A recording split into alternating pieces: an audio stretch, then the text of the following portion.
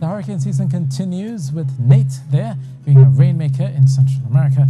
Meanwhile, towards the hurricane season, Nate is at its peak as we go through October. Right now, we've had 14 named storms, 8 of those being hurricanes, but we will add to that by the time we get to Saturday or Sunday.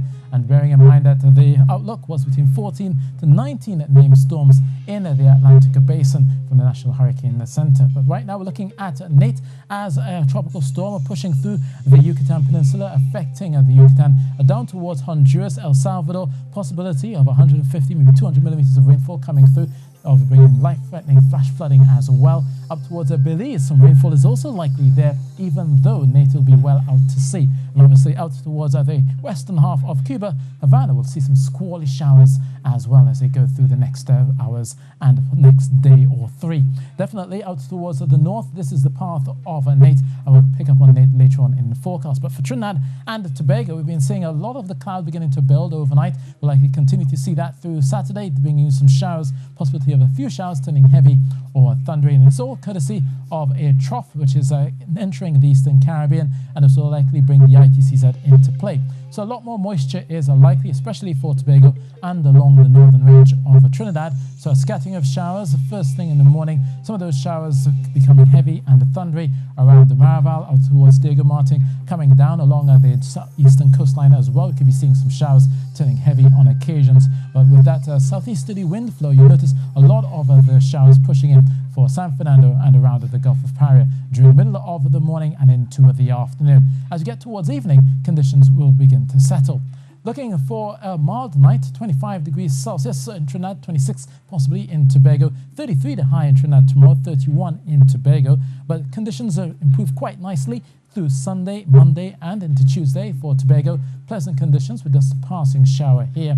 Similarly for Trinidad, conditions will also be improving quite dramatically through Sunday and Monday. Temperatures as high as 34 degrees Celsius and with a slight chance of a thundershower. But for the seas, it's 2 meters with a moderate chop with easterly winds of 50 knots for the most part. But if you go into the Atlantic, you'll meet more northerly swells, and this will continue through Sunday and possibly begin to clear as you get towards Monday.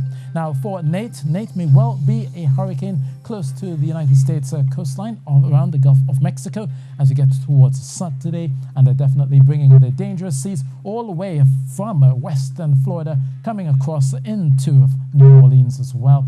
And as a hurricane by then, Saturday, obviously it has the potential to bring hurricane force winds along the coastline there. And obviously for Alabama, they'll be watching it to see where exactly they'll get the core of those winds as it makes landfall.